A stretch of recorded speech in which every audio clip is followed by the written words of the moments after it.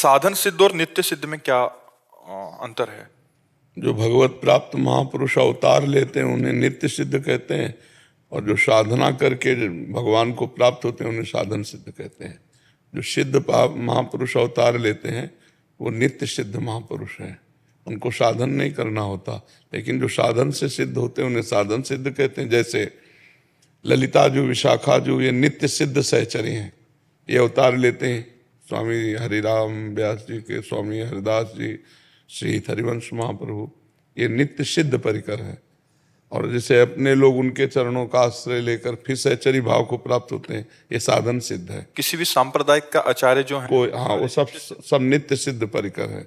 वो नित्य सिद्ध परिकर आते हैं और उनका आश्रय लेकर साधन सिद्ध होते हैं। महाराज जी, वो प्रभु की कृपा से या उनके आदेशात्मक प्रभु के आदेश से कि आप हमारे इस रस को जाकर भूतल के प्राणियों में विस्तार से पवाओ, तो आचार्य रूप में आते हैं। जैसे ललिता जी आई हरिदास जी के रूप में, विशाखा जी आई हरिराम व्यास जी के रूप में, हित सजनी जो आई हरिवंश महाप्रभु के रूप में। तो ये नित्य सिद्ध परिकर है।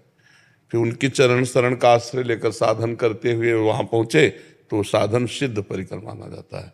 ये साधन सिद्ध हुआ और नित्य सिद्ध हुई। समझ गए आप? महाराज जी, साधन सिद्ध जो होते हैं महाराज जी, उनको नित्य सिद्ध महापुरुषों की कृपा आश्रय, हाँ, नित्य सिद्ध महापुरुषों के आश्रय के बिना साधन सिद्ध हो ही नहीं सकते हैं, क्योंकि उसका रहस्य तो वही जानते हैं ना। तो नित्य सिद्ध महापुरुषों की शरण में होकर साधन सिद्ध हुआ जाता है। उनकी कृपा में हमारे पामर जीवों को कोई फर्क पड़ता है कि साधन सिद्धि के शरण में जाए या जैसे हमें शरणागति होगी तो हम नित्य सिद्ध महापुरुषों की शरण में नहीं हो सकते, तुम साधन सिद्ध महापुरुषों की शरण में होते हैं तो वो पहुंचाते हमें नित्य सिद्ध महापुरुषों के शरण में, और वो पहुंचाते हैं लाडली लाल के शरण में। जैसे यहाँ कोई शरणागत होता है तो हरिवंश महाप्रभु की शरणागत होता है। हरिवंश महाप्रभु ने प्रिया प्रीतम की शरणागति के मंत्र बताए, वही तो हम बता रहे हैं। तो हमारा निमित्त बना, लेकिन आपके मुख्य गुरु तो हरिवंश चंद्र जो हुए ना, क्योंकि उन्हीं के द्वारा दिया हुआ मंत्र उपासना है।